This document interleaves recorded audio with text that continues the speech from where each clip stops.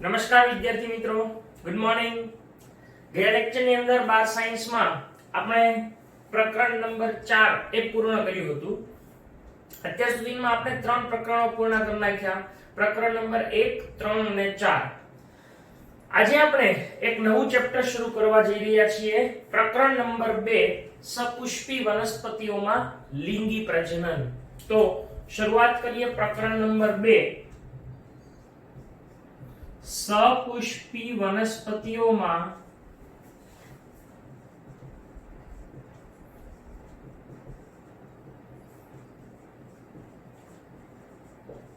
લિંગી પ્રજનન. હવે અગાઉ આપણે ભણી ગયા છીએ પ્રકરણ નંબર 1 માં કે લિંગી પ્રજનન કરતું અંગ છે પુષ્પ, એ ખરેખર એક અદ્ભુત રચના છે. પ્રસ્તાવનામાં એવું લખ્યું છે કે શું આપણે નસીબદાર નથી કે વનસ્પતિઓમાં લિંગી પ્રજનન થતું જોવા મળે છે. ખરેખર વનસ્પતિઓમાં લિંગી પ્રજનન થતું જોવા મળે છે, એના કારણે જ આપણને વનસ્પતિઓમાં ખૂબ વિવિધતા જોવા મળે છે. જ્યારે આપણે પુષ્પને જોઈએ, કારણ કે પુષ્પ એ આનું મુખ્ય લિંગી પ્રજનન અંગ છે, તો પુષ્પ છે જ્યારે એને નિહાળીએ છીએ ત્યારે આપણને શું જોવા મળે, તો કે પુષ્પની સુંદરતા છે એ જોઈ અને આપણને ખુશી થાય છે, એકદમ આનંદિત થઈએ છીએ. પુષ્પ છે એની મોહક સુગંધ અને આકર્ષક રંગ એ આપણને આકર્ષે છે, આપણને એટ્રેક્ટ કરે છે. પરંતુ આ બધી જે રચનાઓ છે એ મુખ્યત્વે પ્રજનન, લિંગી પ્રજનનના પ્રસાધનો છે. પુષ્પો એ કોઈ મનુષ્યના સ્વાર્થીપણા માટે સર્જાતા નથી. યાદ રાખવું કે એ આપણા સ્વાર્થીપણા માટે નથી કે આપણે એને તોડીને આપણે આપણા સ્વાર્થ માટે એનો ઉપયોગ કરીએ, પરંતુ તે લિંગી પ્રજનન કરતી રચનાઓ છે, એટલે એમનું એ દ્રષ્ટિએ ખૂબ મહત્વ રહેલું છે. પુષ્પની અંદર જે ગોઠવણી છે, તમે 11મા ધોરણની અંદર ભણી ગયા છો કે પુષ્પની ગોઠવણીને પુષ્પ વિન્યાસ કહેવાય. આ પુષ્પ વિન્યાસ એ પુષ્પ અને તેના વિવિધ પુષ્પીય જે ભાગો હોય, પુષ્પના વિવિધ જે પુષ્પીય ભાગો હોય એની અંદર થતા ફેરફારો, ઉપરાંત લિંગી પ્રજનનની જે અંતિમ નિપજો હોય, જે લિંગી પ્રજનનને અંતે ઉત્પન્ન થાય એવા ફળ અને બીજ છે, એની વિકાસની અનુકૂળતાઓને નિશ્ચિત કરવાનું કામ એ પુષ્પ વિન્યાસ કરે છે. આ પ્રકરણની અંદર આપણે મુખ્યત્વે સપુષ્પી વનસ્પતિઓની બાહ્યાકાર વિદ્યા, એની રચના અને લિંગી પ્રજનનની ક્રિયાવિધિ એનો આપણે અભ્યાસ કરવાનો છે. તો પ્રસ્તાવનામાં આપણને આપેલું છે કે શું આપણે નસીબદાર નથી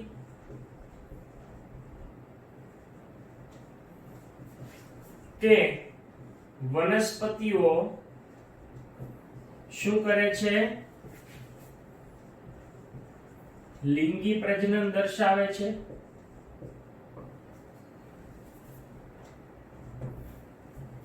બીજું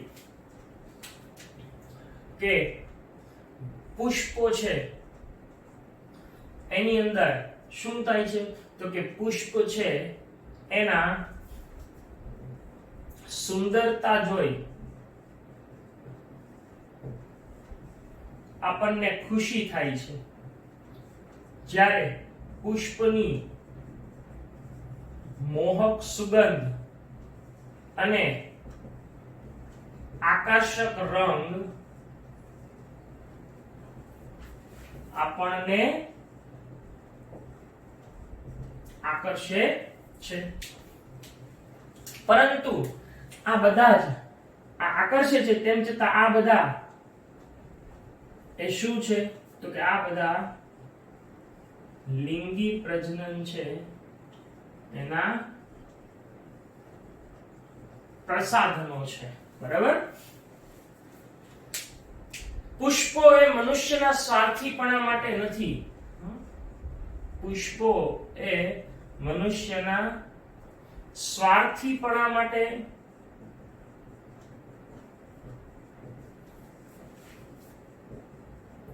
સર્જાતા નથી, પરંતુ તે લિંગી પ્રજનન છે એના માટેની એક મુખ્ય રચના છે.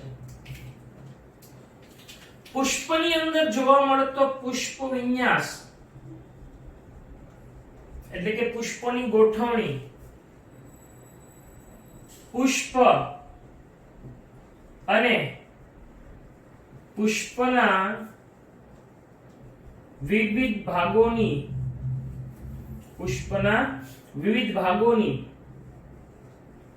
રચના ઉપરાંત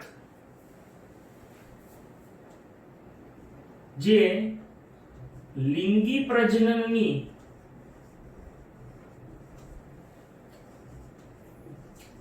નિપજો જેવી કે કઈ ફળ અને બીજ ના વિકાસની અનુકૂળતા નિશ્ચિત કરે છે. બરાબર. આ પુષ્પ વિન્યાસ, પુષ્પોની ગોઠવણી, પુષ્પ અને પુષ્પના વિવિધ ભાગોની રચના તેમજ લિંગી પ્રજનનની નિપજો ફળ અને બીજના વિકાસની અનુકૂળતાને નિશ્ચિત કરે છે. પુષ્પ. આ પ્રકરણની અંદર આપણે મુખ્યત્વે શું જોવાનું છે તો કે આ પ્રકરણની અંદર આપણે મુખ્યત્વે જે સપુષ્પી વનસ્પતિઓ છે, જે સપુષ્પી વનસ્પતિઓ છે એની બાહ્યાકાર વિદ્યા, રચના અને લિંગી પ્રજનન છે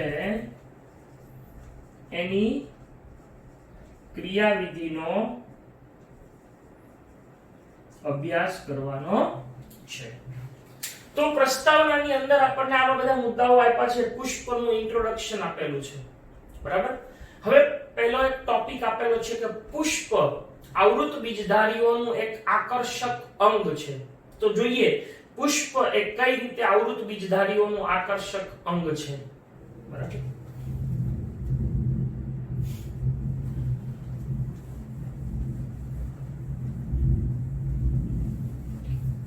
પુષ્પ એની રચના તમે અગાઉ 11મા ધોરણની અંદર અભ્યાસ કરીને આવ્યા છો. પુષ્પના વિવિધ ભાગોની રચનાઓ તમે જોઈને આવ્યા છો.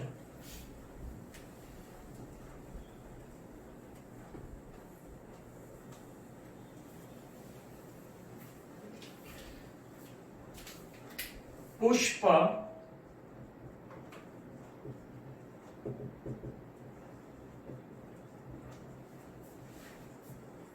આવૃત બીજધારી નું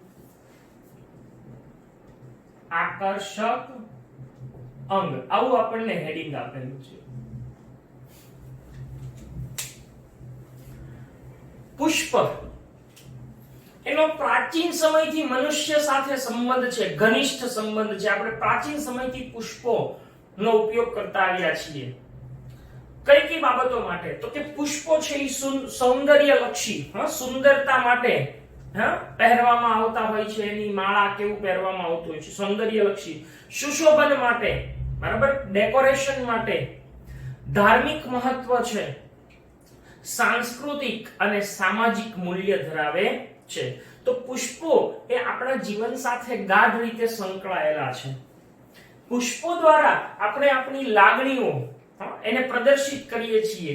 જેમ કે આપણી લાગણીઓ કેટલીક પ્રેમ, વહાલ અથવા હેત, ખુશી, વ્યથા, દુઃખ અથવા શોક વગેરે જે લાગણીઓ છે એ વ્યક્ત કરવાના એક પ્રતીક સ્વરૂપે પણ પુષ્પને માનવામાં આવે છે.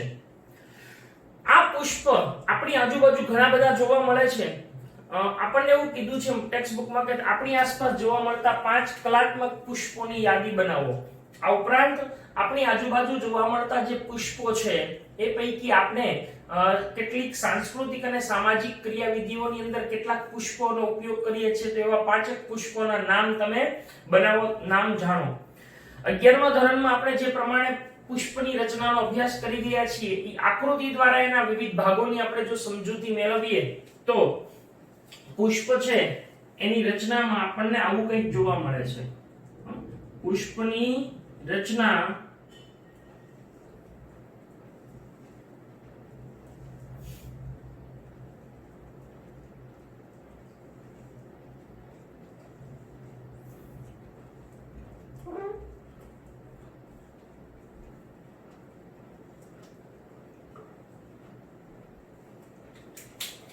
એની બરાબર મધ્ય ભાગમાં વચ્ચે એક આવી વિશિષ્ટ રચના જોવા મળે છે અહીંયા આગળ.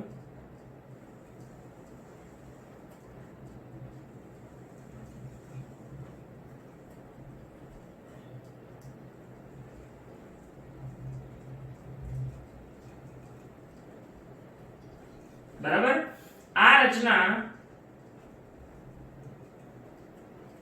એને સ્ત્રી કેસર કહેવાય છે. એની સાથે અહીંયા આગળ આવી રચના જોવા મળે છે જેને પુકેસર કહીએ છીએ. એના ટોચના ભાગે આવું પરાગાશય જોવા મળે.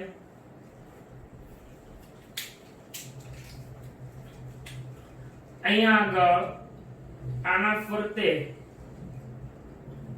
આપણને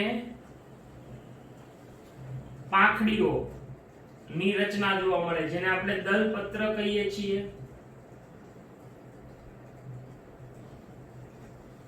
બરાબર, આ દલપત્ર છે.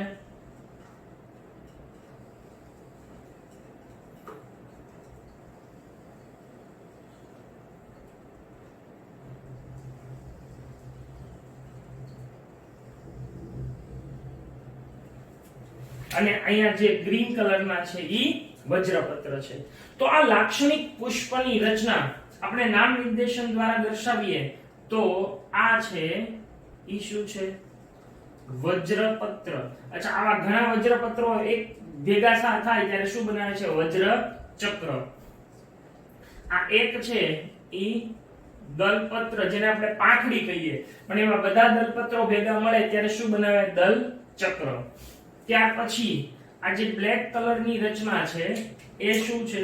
તો કે આ બ્લેક કલરની રચનાને કહેવામાં આવે છે પુકેસર તંતુ.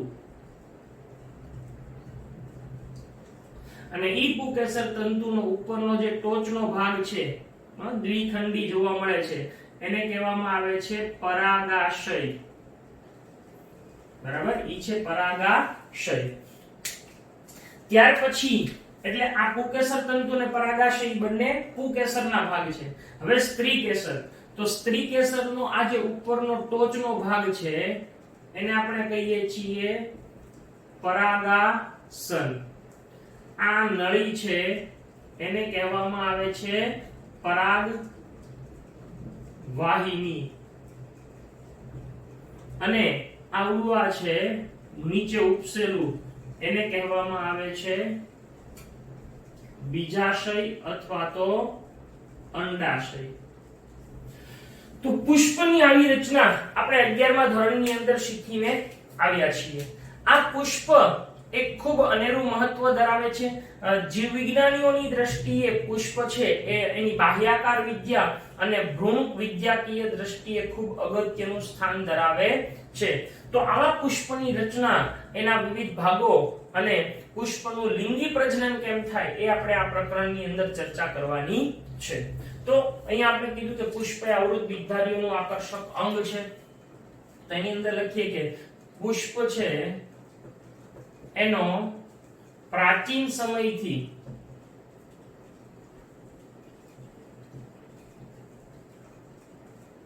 મનુષ્ય સાથે કેવો સંબંધ રહ્યો છે? ઘનિષ્ઠ સંબંધ રહ્યો છે. પુષ્પ એ સૌંદર્યલક્ષી,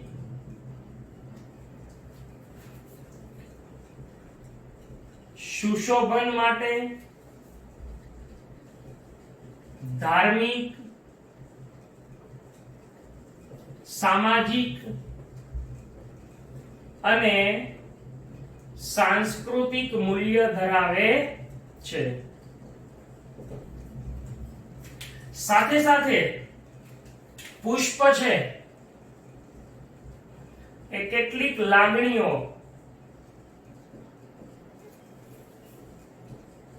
જેવી કે કઈ લાગણીઓ? પ્રેમ, વહાલ અથવા હેત, પછી ખુશી, વ્યથા, દુઃખ કે શોક,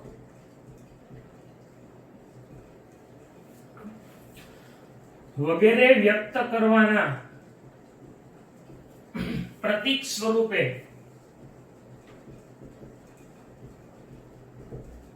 એ વપરાય છે. બરાબર છે? આપણે આપણી આજુબાજુના 5 કલાત્મક પુષ્પોની યાદી બનાવવાની છે. આ પુષ્પો સાથે સાથે સામાજિક અને સાંસ્કૃતિક મૂલ્ય ધરાવતા જે પુષ્પો છે એની પણ આપણે ચર્ચા કરવાની હોય. 11મા ધોરણની અંદર આપણે આ વાત ભણી ગયા છીએ. 12મા ધોરણની અંદર વધારે ડિટેલમાં આપણે સમજવાનું છે. પુષ્પ છે એ જીવ વિજ્ઞાનીની દ્રષ્ટિએ મુખ્યત્વે બાહ્યાકાર વિદ્યા અને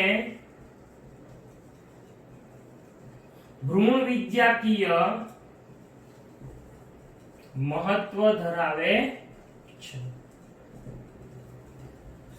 આ પુષ્પ એ મુખ્યત્વે વનસ્પતિના જે ચક્રો ધરાવે છે, 4 મુખ્ય ચક્રો, એ 4 ચક્રો કયા કયા છે? વજ્ર ચક્ર, દલ ચક્ર, પુકેસર ચક્ર અને સ્ત્રીકેસર ચક્ર, જેની આપણે 11મા ધોરણમાં ચર્ચા કરી ગયા છીએ. તો આ પુષ્પ એની અંદર લિંગી પ્રજનનની વાત આપણે અહીંયા કરીએ તો એનો પહેલો ટોપિક છે પ્રકરણનો, એ છે પૂર્વ ફલન, રચનાઓ અને ઘટનાઓ. બરાબર? તો જોઈએ પૂર્વ ફલન, રચનાઓ અને ઘટનાઓ.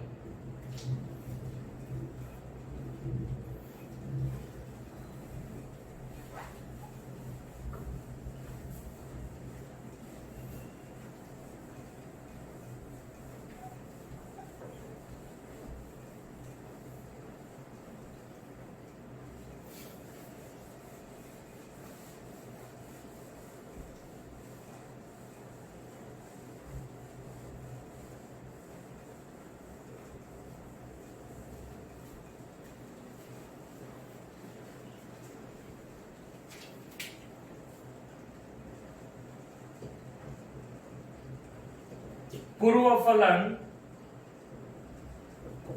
રચનાઓ અને ઘટનાઓ.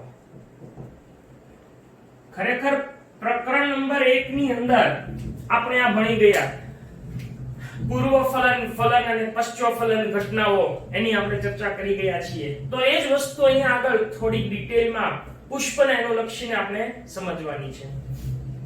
હવે આપણે અગાઉ એવું જોઈ ગયા કે પુષ્પ છે એ જે આગળ સર્જાય છે પુષ્પ, એ પુષ્પનું સર્જન થયું હોય ને પ્રકાંડ ઉપર, એ પુષ્પ સર્જન પહેલા એના પુષ્પનું સ્થાન ક્યાં હશે એનો નિર્ણય લેવાઈ ચૂક્યો હોય છે.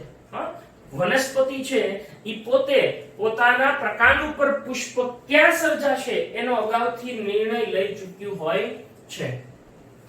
પુષ્પ છે એની અંદર મુખ્યત્વે જે કેટલાક અંતઃસ્ત્રાવી અને રચનાત્મક ફેરફારો થાય, અને એ અંતઃસ્ત્રાવી અને રચનાત્મક ફેરફારોને કારણે અંતે જે પુષ્પ છે એના સર્જનની ઘટના બને છે, અને એની અંદર વિભેદન અને પછીનો વિકાસ છે એ સર્જાતો હોય છે.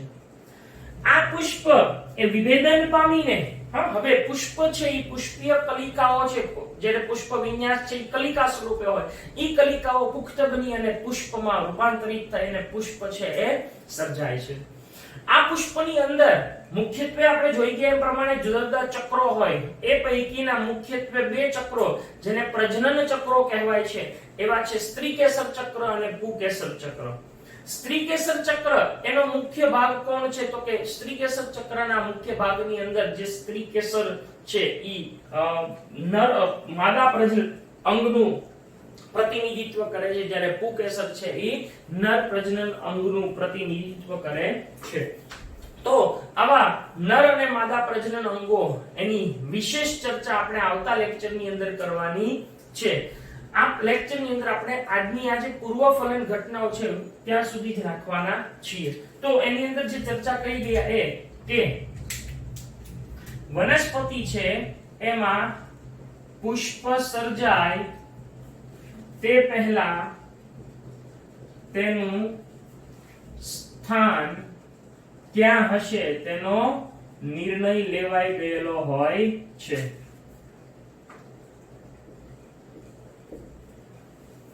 માત્ર પુષ્પ છે એ જ્યારે સર્જાય છે ત્યારે પુષ્પ વિન્યાસ, જે પુષ્પ વિન્યાસ છે એ આપણને જોવા મળે છે. પુષ્પ એની અંદર કેટલાક અંતઃસ્ત્રાવીય અને રચનાત્મક ફેરફારો થાય એને અંતે પુષ્પની અંદર વિભેદન અને આગળના વિકાસની ક્રિયા થતી હોય છે. પુષ્પ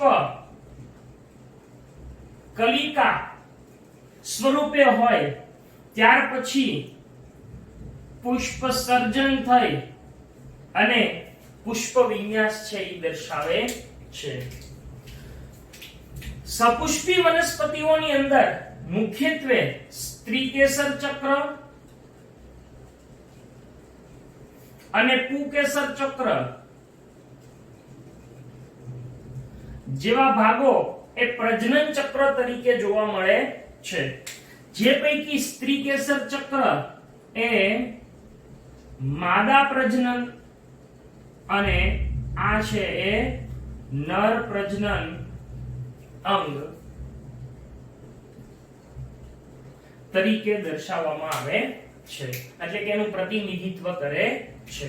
તો આવી પૂર્વફલન ઘટનાઓ અને રચનાઓ એની વધારે ડિટેલમાં ચર્ચા આપણે સૌપ્રથમ પુકેસર ચક્રથી આવતા લેક્ચરમાં શરૂ કરશું. હવે આજના લેક્ચરમાં હું અહીંયા સુધી રાખું છું, પરંતુ આજે તમને એક એક્સ્ટ્રા વર્ક આપવાનું છે.